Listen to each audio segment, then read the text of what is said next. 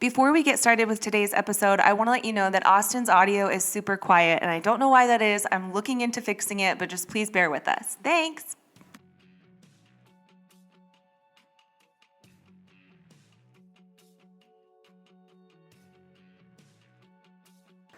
Welcome.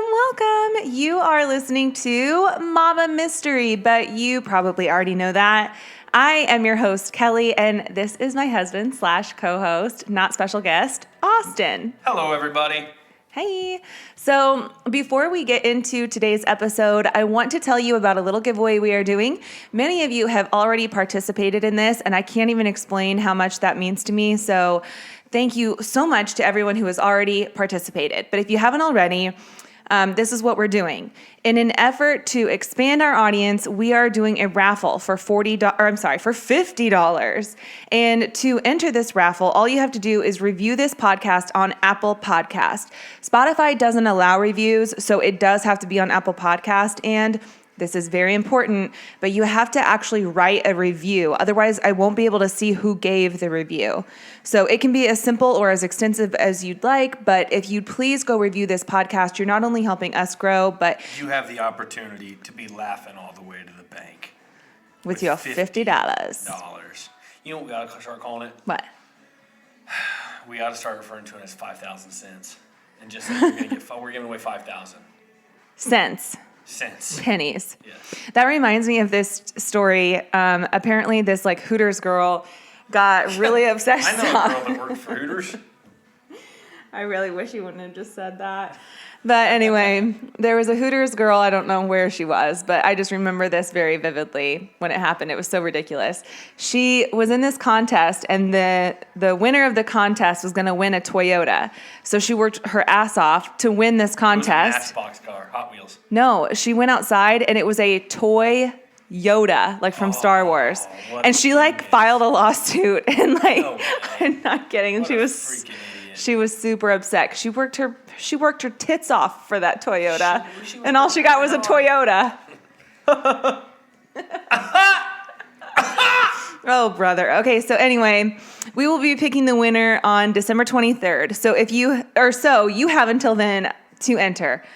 Oh, dude, you could win $50. 5,000 cents. Yeah, buddy. All right, so without further ado, we're going to get into today's episode, which is bad teachers. So before we hop into the episode, probably you've been watching the show A Teacher, because everybody has. And the reason everybody has been watching that show is because let me tell you what the show is about. Yes. The show is about a student, male student, banging his female teacher.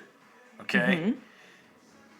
It's popular because everybody, and I mean everybody, including Kelly and including you, the listener, and including me, has had a thing for a teacher. Yeah, but... Or have thought about it. Sure, maybe you've thought about it, but it's a little more rare to actually cross those lines. Right, but everybody's thought about it, which is why the show is so popular. Because they actually do. Yeah, everybody has the little promiscuous thought. The fantasy. Yeah, and so you know what? That's why the show's crazy popular, and it's hilarious because at the very end of it, after this teacher's... I'm not even going to get graphic about it. After they're doing their thing in the car, the screen goes black. Oh, gosh. And then the screen says... If you need support. If you need support. As if this is happening to you, go to screwyourteacher.com because we can relate. That's not actually the website. But it's it's all of a sudden this support hotline after it's romanticizing it. Yes, that's what I get upset about too, is the fact that they totally fetish, you know the word, fetishize, and then romanticize it all. It's hilarious. Well, but that right there, though, is what prompted me to write this podcast. So I did some research, and I pulled 2 cases that we're going to talk about today when it comes to inappropriate relationships between a teacher and a student. Let me say something. Yeah. If it was a male teacher and a female student, yep. Problems. Exactly. That is exactly... Have you read this already? No, but it's double standard. Have you been standard. snooping on my computer? I have not. It's a total double standard. So that's exactly what we're going to talk about today. The first case we're talking about is a female teacher and a male student, and then the second case is switched. And you'll see the vast difference between the two cases and their punishments and the media and everything. But we need to make sure that everything in this world is equal, because everything needs to be equal because we're all soft. Okay, we're not going to go there. Gosh, This is not I could lay into that no, topic right different now podcast. and ruin all your day. It's not different this. podcast. This it's is not not the that one. type of podcast. Maybe I start a podcast where I talk about just the most debating shit ever, like that. Yeah. Piss people like off. hot topics. Hot topics. Women's rights. So what I wrote was Let's hear this. that while we watched this show, I made the comment that this would be a completely different show if it involved a male teacher preying on a female student. And then again, I wondered what the ratio was between male teacher predators and female teacher predators. It turns out male teachers are more likely to have sex with underage students, while female teachers still account for over 30% of all teacher-student sexual offenses that have been reported. But think about this. In many cases, female teachers just get a slap on the wrist, while male aggressors receive much harsher penalties. And you also have to consider the fact that many boys probably don't report their relationships. Is this backed up with like facts? Like that's backed up. Yes. So for example, in A Teacher, the show, Eric, the student in the relationship, stands in front of his mirror multiple times repeating, "I'm the fucking man." It's the cheesiest thing ever. It's so cheesy. It's so cringy. I am like so embarrassed for this poor kid. But anyway, more often than not, it seems as though someone else finds out about the relationship and reports it because the boy involved is probably too proud to find any real wrongdoing. So other teachers who find out, or maybe the kid's parents or friends, actually end up reporting the relationship. So I bet a lot of these really go kind of undetected or under the radar. So I ended up Googling teacher and student scandals and came upon... Find anything raunchy? Well, it's just littered with like all these examples, but one of the top ones was a page on Oxygen.com that showcased a ton of female teachers accused and charged with crimes in the realm of sexual misconduct with minors. But these women are so glamorized. They're literally showcased on this particular page because of how beautiful they are. The double standard is so sad and insane. Can you imagine if there was a page on a popular website like Oxygen? It's like a TV channel. If there was a page dedicated to hot male teachers who were accused of having inappropriate relationships with young girls, it would be a totally different story. It wouldn't happen. 100%. It wouldn't happen. 100%. So today we are going to talk about two teacher-student relationships, one involving a female and one involving a male teacher. So first we are going to talk about Deborah LaFave. Her picture is on our Instagram and Facebook pages if you're interested in seeing what she looks like. She's a very attractive woman with blonde hair, blue eyes, and an hourglass figure. Go ahead. Is she hooked? Oh my God. Go ahead. You know, Hourglass sometimes I think like, man, if we ever had like merchandise, if this ever got big enough to do merchandise, what would we put on our t-shirts? Is she hooked? That would have to probably be one of them.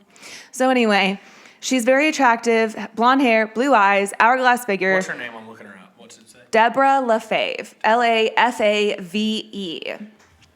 So she was born on August 28th in 1980, and oddly enough, she actually dated Nick Carter from the Backstreet Boys while she was in high school at East Bay High School in Gibsonton, Florida. They dated for about a year between 1995 and 1996, and I read somewhere that he actually lost his virginity to Deborah during that time. I don't know if that's fact. Nick hasn't texted me back yet, but I'm just waiting. She's kind of hooked. She's cute. I mean, she's not ugly. It's just wait. Deborah's dad worked for a power company and her mom worked as a cosmetologist. But growing up, Deborah had a slew of issues. And it all began when she was 13 and was found having sex with a boy in a school bathroom. A teacher walked in on them and, quote, let them off the hook. But Deborah recalls a very different account of the story. She says that the boy, who was her boyfriend at the time, forced her into the bathroom and raped her. She never told anyone about this, as many rape victims can probably relate. She buried the trauma of that event, and it manifested into other issues like panic attacks, drinking, obsessive behavior, and an eating disorder. And reliving banging in school. Take it seriously, Austin. I'm just Grow up. all right. At age 18, she became interested in modeling, and her first job was for a car magazine called Makes and Models. She eventually went to the University of South Florida, got her degree in English. While she was in school, her older sister was killed by a drunk driver, and this was a huge blow because her and her sister were super close. So that, combined with other past traumas, she realized she needed some help. She ended up getting on Zoloft, and it helped for a little bit, but she eventually became immune to it, which does happen. And but despite all of that, she graduated with a high B average, and after graduating, she was hired as an English teacher at Greco, I'm not sure if I'm pronouncing that right, middle school in Temple Terrace, Florida. After about 1 year of teaching, she married her longtime boyfriend, Owen Lefebvre, in 2003. Their relationship appeared to be perfect from the outside. They were a gorgeous couple, and Deborah recalled how wonderful Owen was. He often took her on trips, got her flowers, took her on romantic dates. He was a very doting husband. But she also recalled her depression rearing its ugly head, and I couldn't find anything on whether or not she switched medications or upped her Zoloft or how she planned to treat her depression after she realized that it wasn't working anymore. But she would have really good days and then really bad days, which to me sounds more like bipolar depression that maybe wasn't being treated properly. She'd say that she would have days where she didn't want to get off the couch, she didn't shower or brush her teeth, she would drink a lot, but then she'd have days where she was quite the opposite and a little manic at times. Like colleagues recalled her talking a mile a minute, wearing revealing clothing, and they just would ask themselves, like, what the heck is going on with Debbie?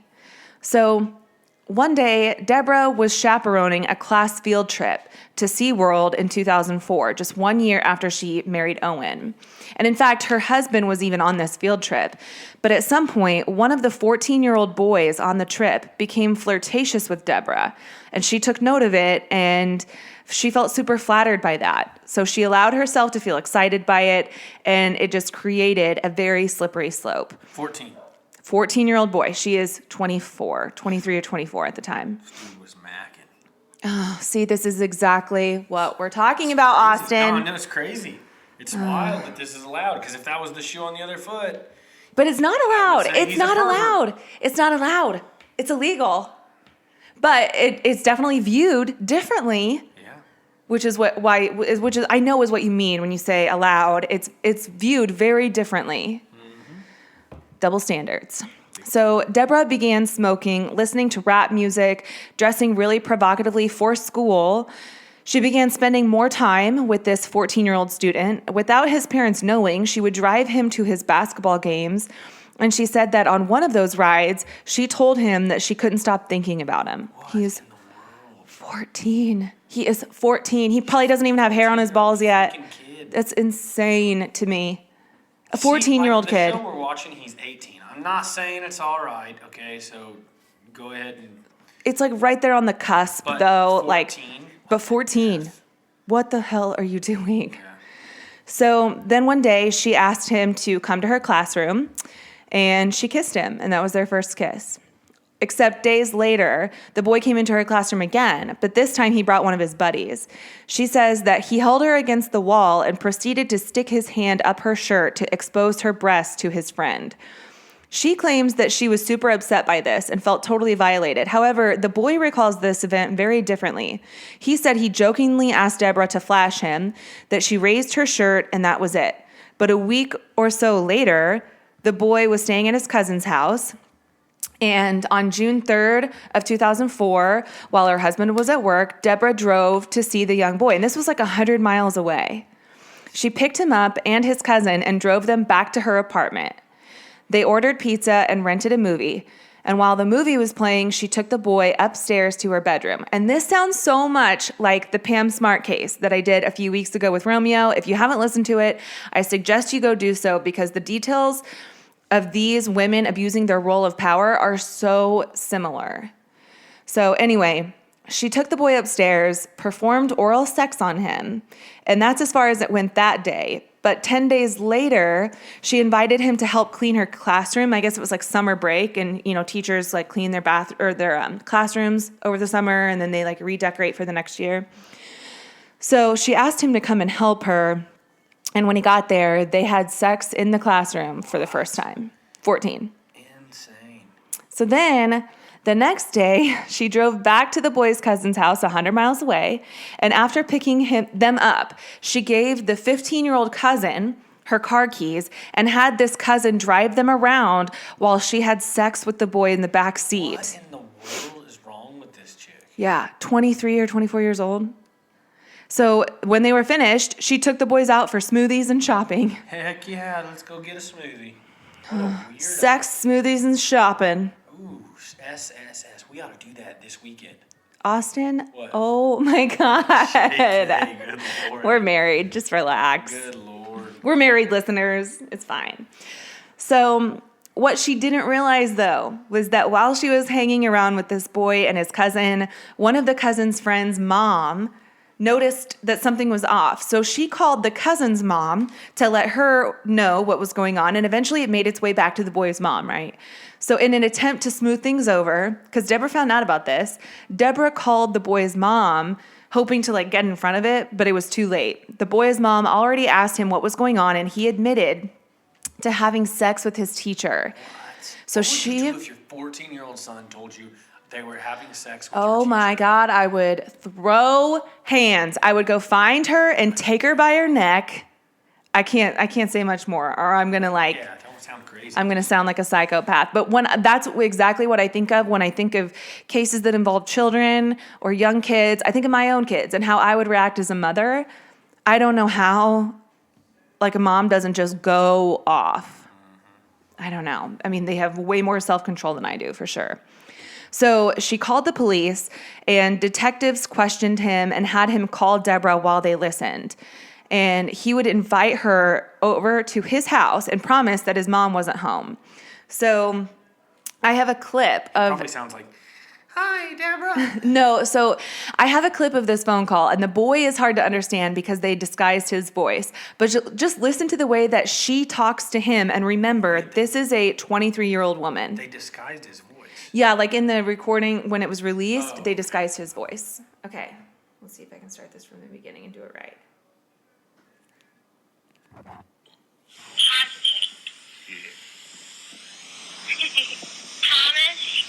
Yes. Pinky promise. Say pinky promise. Okay, and then there was another clip. So what happened was he if you couldn't hear it, he said, "I promise," and she said, "Do you pinky promise?" Yeah, but she's like, "Do you pinky promise?" And he said, "Oh, I pinky promise, dude." And she's like, "Okay, good. I'll see you soon. I'm 23 and I'm a married woman." So, anyway, that was our really good reenactment. I hope you all really enjoyed that. Probably Yikes. like shutting off the podcast. So Our when... mouse rate gets pretty bad at that part. Oh, gosh. So when she arrived at the boy's house on June 21st, 2004, for her scheduled appointment, she was immediately arrested and taken into custody. During her trial, she was evaluated by 3 psychiatrists hired by the defense, Here we go. who diagnosed her with bipolar disorder, which could explain some of her erratic and wildly inappropriate behavior. But while I say that it might explain it, it does not excuse it. So let me just make that super clear, okay? Obviously, she was suffering from some sort of mental breakdown. Another good thing about the podcast, if we say some shit that's maybe borderline, somebody could take it and twist it, they probably just don't like us, so they wouldn't be listening this long. So if you're listening right now, you're probably not going to take something we say and twist it and be like, "You're horrible people." Yeah, I wouldn't mean, be listening this long. yeah, So I give don't us the feel bad benefit when of the I say doubt. stuff. Yeah. So anyway, the case was dragged through courts for 2 years. Her husband, Owen, divorced her, and soon after, she got engaged to a childhood sweetheart named Andrew Beck. Too bad In it wasn't Justin Timberlake or whatever. his name Nick was. Carter. Yeah. In November of 2005, her lawyers agreed to a deal with prosecutors that she would only be sentenced to house arrest if she pleaded guilty to lewd and lascivious, I don't know if I'm pronouncing that right, battery. But there were still charges pending in Ocala, which was the county or city where the boy and his cousin were living at the time. And the boy's mom didn't want her son to have to testify, given the notoriety that came with this case, because it was all over the news, all over the country. She didn't want her son to be exposed to that, so those separate charges were dropped. So now Deborah LaFave is 40 years old, a registered sex offender, and can only work in jobs that don't put her in contact with minors. It looks like things didn't work out with Andrew Beck, but she has since given birth to twin boys. And other than that, she lives a very quiet life and just keeps to herself. See, I think it's nuts that these people, like in an episode like this, she could listen to this podcast. Yeah. It's just weird to me. Yeah. Like, if you're listening, lady. I hope you got help. I hope you got the help you needed. Sheesh. Yeah. So now we're going to take this in a slightly different direction. And I want you to think about how your reaction to Deborah LaFave may differ from the story I'm about to tell you, even though the premise is ultimately the same. I know, but I'd kill him. That's what's ridiculous. And I don't know why it's like this. Well, think about it. Explain, because I don't know. Do you know why it's like this? It's messed up. I don't, but I think it's more typical of a man to respond that way. A man to be like, high five, kid who banged Deborah LaFave, and then want to wring the neck of the next guy that took advantage of a young girl. Our stupid human nature that's in us. Because men are just not bright. Okay, that's a dumb thing to say. But maybe sometimes men think with a different head. Oh my God. And it's inappropriate. You got to do better. It's human nature. It's just idiotic. It's a testosterone flowing through our testes into our body. I don't even mean to say this to be rude at all, so please don't take it that way. But do you think it has anything to do with the fact that men mature like slower than women? Yeah. So maybe it also has to do with like maturity. My reaction right now is any different when I listen because it's not like I'm still maturing in that regard. Mm-hmm. I don't know why it is. It's just freaking weird. All right, well, we're going to move on to our next story, which is that of Tad Cummins, okay? Dirtbag. Is this guy out there listening still? Doubt it. So we begin this story in Culleoka, Tennessee, with a 15-year-old girl named Elizabeth Thomas.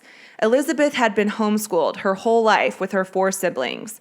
She was somewhat of a tomboy who loved to play rough. She spent a lot of time with her best friend Erin and her mom because back at home, it was a very chaotic and abusive environment. Elizabeth and her sisters actually called CPS on their own mother. I said sisters. I think I meant to say siblings. Sorry if I said that.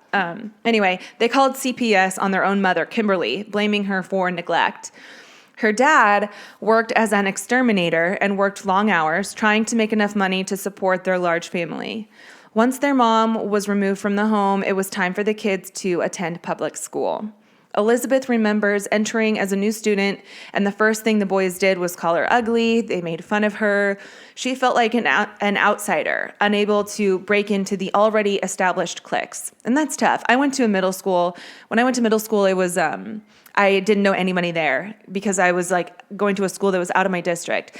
And that's really uncomfortable. And at such a young and vulnerable age, you're already like so insecure that it's just, man, it's a shitty situation. Luckily, I had people who like brought me in, but Elizabeth was just not so lucky. So she finds one person, though, that she does feel like she can befriend, and it was the health teacher named Tad Cummins. He was a very popular and friendly teacher. Colleagues and longtime friends described him as very outgoing and charming and a bit of a cut-up, but some colleagues described him as a bully and someone who couldn't stand to be told no. He married his high school sweetheart, Jill, the year they graduated from high school, and they had been married for 31 years at the time that Elizabeth arrived at the school. So this dude's like 50, 49, 48, somewhere in there. Mm-hmm. So God was the center of their marriage and their whole life together. Tad had even done mission work in the rainforests of Panama. He taught Sunday school and sang in their church's choir. They had 2 daughters together who absolutely cherished their dad. And the kids at school really liked Mr. Cummins. They knew him as the cool teacher who could like really relate to the kids. When Elizabeth met him, she was very drawn to him. And she was a very vulnerable girl coming from an abusive home. She's a new girl at school with no friends. So to make her feel important, he gifted her a Bible. And then they even offered to take her to church with them. So Tad and his wife, Jill, would pick her up and take her to church with them on Sundays. Jill would even call her their third daughter and remembered Tad and Elizabeth's relationship as like a father-daughter relationship. So then things kind of began to change.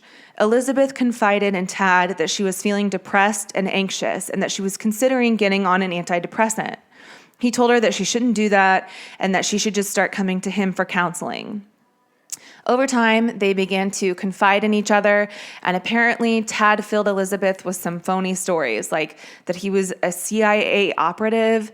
At one point, he was an FBI agent and a multimillionaire, and that he had like homes in Costa Rica, just like this really wild life. He told Elizabeth that he had killed people, including bin Laden. And she fell for this. She's 14, 15. Okay. She's young. She was homeschooled. Like, she's probably not very socialized. I mean, I don't know. Don't at me if you homeschool. I'm just saying, like, you know, she probably... That bitch Kelly talks about homeschoolers on her podcast.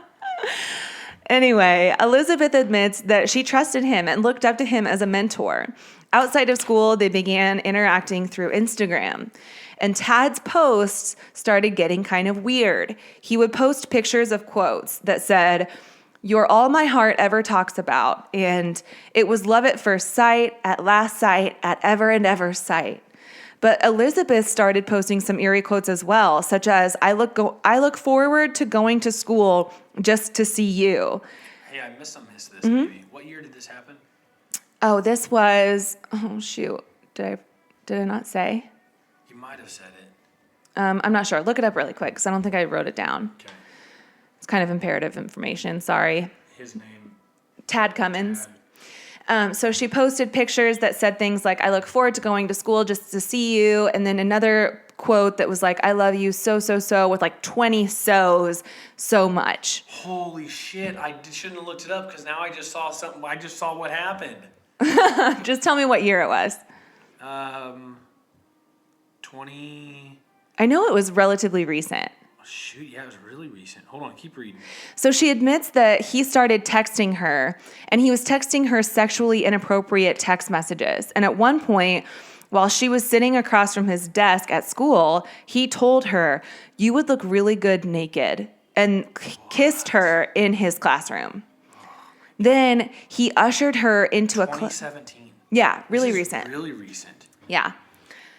So then he ushered her into a classroom closet to have a little more privacy, but what neither of them realized was that another student happened to see them kissing and immediately took that information to school officials. The school investigates and asks Elizabeth what's going on, but she denies everything. Oddly enough, the school didn't even tell police until the following week, and in that time had allowed Elizabeth to go on a class trip with Tad as the only chaperone.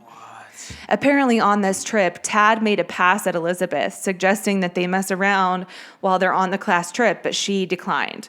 And then that following week, the school advised both Tad and Elizabeth not to contact each other.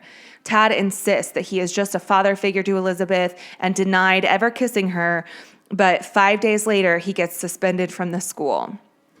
So his wife, Jill, of course, was shocked to hear that he got suspended, but he reassured her that this was just rumors, that she believed him because they had been married for 31 years, and she felt like their marriage was good, and she had no reason not to trust him. Teachers and students seemed to side with Tad because they knew him for so long. The students loved him. The teachers knew him as this like charismatic, great teacher. And a lot of the students were telling Elizabeth that like she ruined his life, and they were name calling her and teasing her. Even the teachers apparently were kind of like snickering about her, talking behind her back. At home, Tad began making plans. He taught his wife how to do things around the house that he was normally responsible for. He asked Jill, his wife, if he can borrow her SUV to go to an out-of-town interview, and she lets him go. Then he goes to his bank, takes out a loan for $4,500, and picked up 2 prescription refills of Cialis, which is a drug for erectile dysfunction. Meanwhile, Jill has no idea that Tad has been planning an escape with Elizabeth Thomas. So Elizabeth drives to the local Shoney's restaurant where she's supposed to meet Tad and told her sister to call the police if she wasn't home by 6. When Tad picks her up, she notices that he put a gun in their center console, which she says made her nervous. So really quick, there's been so much discrepancy between whether Elizabeth wanted to go or not. And regardless of whether or not she wanted to go, she was in danger. She was a child being abused, whether she believed she was being abused or not. Because I've been like racking this in my brain, thinking it seemed like she was, engaging in this, that she wasn't like an unwilling participant. Not that that makes it okay. I'm just saying in my head, like, she's clueless, though. She's clueless. She was clearly manipulated and brainwashed and taken advantage of because she was a very vulnerable girl coming from a pretty crappy situation and very, very immature.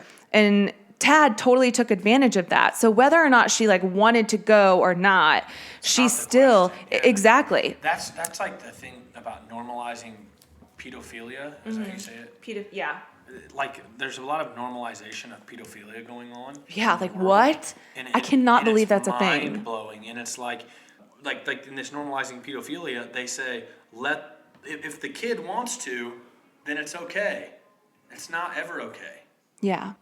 So I feel like what's happening here is these kids who are so young, way too immature to be making any sort of like big life decisions. But I get your other side too. Like, you can't say a 14-year-old girl is culpable. Wants to go with this 45-year-old, 50-year-old guy. So you have to let it happen because she wants to, and she needs to be able to make her own decision. Yeah. No, that's not okay. No, it's not and okay. I feel like that's like kind of the world we're in right now. When I say normalizing pedophilia, it's like I'm not trying to get political or a hot topic here with anything. It's just that's what this comes down to is like when you talk about what people say, people think there's people out there that think, well, she wanted to go with him. Right. And that's what I'm saying when it comes back to the people who were making fun of her or name calling her or siding with Tad and these teachers even. It's like, how dare you look past the fact that whether she wanted to go or not, she's a fucking kid. Sorry, I'm like trying not to cuss, but then I'm like, no, I'm cussing because this is so serious. You know what? I'm going to cuss. I'm going to freaking cuss on my own podcast. I'm going to freaking cuss. But anyway, so that's a little side tangent. See, I should have gotten this fired up about the other one. It's weird. I don't know. I'm at least glad that you recognize that because it is the same. That boy was even younger than her. Yeah. It's ridiculous. It's crazy. Continue. So anyway, they meet at the Shoney's. They take off together, okay? By 10 p.m., Tad's wife calls the sheriff, and so does Elizabeth's dad. A warrant is immediately issued for his arrest. They start driving south and throw their phones off a bridge. Tad disconnects the car's GPS, and they claim a license plate off of an abandoned van. Their journey takes them across 9 states, all the way to California. On this journey, Elizabeth recalls him being really emotionally abusive towards her, only letting her eat certain things to try and keep her thin, and calling her his wife, insisting that they'll be together forever. That's weird shit. They go to Walmart. They're like shopping together. It's caught on the security cameras. At one point, Elizabeth became withdrawn, and she was like really struggling with everything that was going on. So he went and bought her alcohol because she said that he just didn't want to deal with it. So he just got her drunk. Because that helps. When someone's sad, feed him alcohol. Like that typically helps. Irritating. Yeah. So stupid. More and more irritating. So then Tad gets the idea to cross the border into Mexico. He buys Let's go to the federales. He buys a kayak and makes a plan to kayak from San Diego all the way to Panama, which is 3,000 miles. I thought you were going to say Tijuana. No, Panama, like the farthest south. What an idiot. Why? Why didn't she try to boat to Hawaii? That's still American. So I'm just stupid. saying, like, what a dipshit. So stupid. They get to paddling and quickly realize that they're in way over their heads. The kayak is simply not built to withstand the huge waves or the extreme distance. I mean, you're a CIA operative and an FBI guy, a health teacher, clearly not geography or science, physics, none of that stuff. Clueless, totally clueless. So he realizes that he needs to make another new plan. He searches the nearest commune. Do you know what a commune is? No clue. A commune is like a little village where everyone in the commune contributes to their lifestyle. Everyone chips in, sharing responsibilities, and they all live together on a piece of land, and they typically live off the land. They're like totally off the grid. It's kind of cool.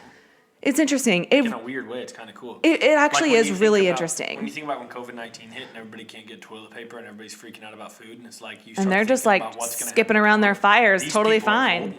Yeah. Like when the world goes to shit, whenever it does, these people are going to be just in like You know what's crazy? nothing's different for them. They might not even be aware that it's going on because, first They of don't all, pay attention to the news or TVs. so this particular one, the nearest one that they found is called Black Bear Ranch, which is so far off the grid, they don't have any TVs, cell phones, Wi-Fi, or even newspapers. It is super reclusive. One of the members of the commune is a guy named April Showers. And I love their names. I just love their names. April Showers, and he was with May Flowers. And then there's another guy named, June Storm. oh my God, Laughing Wolf. His name is like Tony Laughing Wolf. He has like a normal name and then Laughing Wolf. That's awesome. I mean, it's like every kid's dream to just like, you know, when you're a kid and you just like Frankenstein. mix up Big Daddy. mud and sticks and leaves and you're like, I'm just living off the land. Yeah. That would be my speaking of life. Living off the land, I've heard this before, that like the thought of someday, I've heard this before, the thought, whatever. Imagine the thought of someday seeds are currency. All right, let's get back on track. So one of the members, Fuck off. Back to the podcast. this is too much right now. We're going way too far. Rabbit trails. Yes, oh my God. All right, I'm going to shut up and listen for a while. April Showers. He recalled the day that Tad and Elizabeth arrived at the ranch, introducing themselves as John and Joanna. It wouldn't take long for them to be kicked out of this commune, which resulted in Tad throwing a huge fit. So they head for the nearby village of Cecilville. So while they were going to Black Bear Ranch, they stopped at a gas station because they were out of gas and had no money. And they stopped at this gas station in Cecilville, which is like not very far. I think it's 20 miles away from Black Bear Ranch. They meet a guy named Griffin Barry, and the guy is nice enough to give him like $40 for gas. And they go on their way. Well, when they come back after they've been kicked out of the commune, they run into Griffin Barry again at the gas station. And he happens to own this property with cabins on it. And Tad tells Griffin that they're from Colorado and they lost all of their belongings in a house fire. So Griffin, being the nice guy that he is, offers them a cabin to stay in until they can get back on their feet. The cabin, however, is nothing but a box, like not insulated, not carpeted. It's literally like a wooden box with some windows. To make extra money, Griffin puts them both to work collecting river rocks for some masonry project. I don't know if they're like building a fence type of wall or what. I just want to say that when you look them up, it looks like Tad is the father and she's the daughter. Oh, totally. It's gross. Like, I don't know why they Super wouldn't follow gross. that story instead. But anyways, go ahead. Yeah. Griffin gets a feeling like something is totally off about this couple, and sure enough, the next day, a neighbor sees a poster of the Amber Alert with their faces on it. So they immediately call the police, and the police comes around their cabin in no time. So that's where their journey ends. They had been gone for 38 days. What? Yeah, that's a long time. Elizabeth begins going to counseling, and her family go after the school for allowing all of this to happen and failing to protect her. And I think they settled for like hundreds of thousands of dollars. And then Tad pleaded guilty to a charge of transportation of a minor across state lines with intent to engage in criminal sexual activities, and also a charge of obstruction of justice. And he was sentenced to 20 years in prison. So ultimately, He's not listening to this podcast. doubt it. Definitely Unless doubt he it. listens by 2050. Maybe. And if you listen then, Tad, you're a dirtball. Yeah. Yeah. Oh, damn.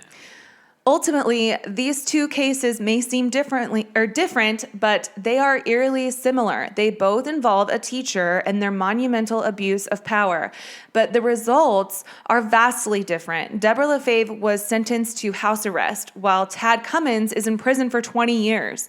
This is just one example, of course, but the gap in justice between male and female offenders is quite common. She got a house arrest. female teachers are often fetishized and given a slap on the wrist, while male teachers, like I've said many times throughout this podcast, are adequately brandished as predators who typically get hefty and appropriate sentences.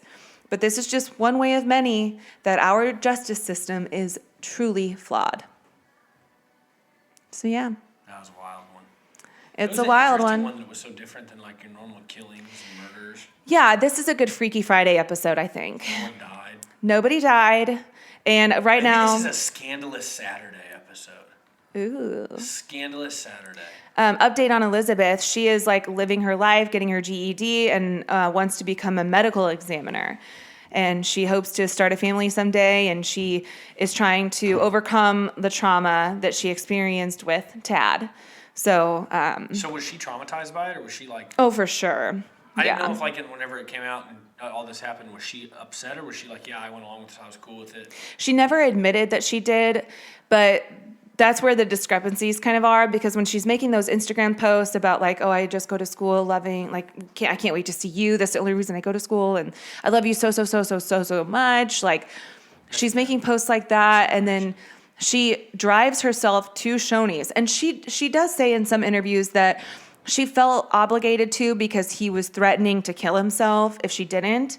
But that hasn't been corroborated. So I mean, maybe he did, maybe he didn't. I'm trusting her that, maybe she didn't really want to go and knew it was wrong, but maybe she liked him just enough to appease him. I don't know. I mean, that's the thing about sex offenders. They can be wildly manipulative and brainwash. I mean, who knows where her mind was at? She was also just a young teenage girl. Did Tad's wife divorce him? Yes. Had a girl. Atta girl. All right. Well, thank you so much for listening to our podcast. Don't forget to review us on Apple Podcasts for your chance to win 5,000 cents. 5,000 cents. And until next time. Mama, mystery out. Bye.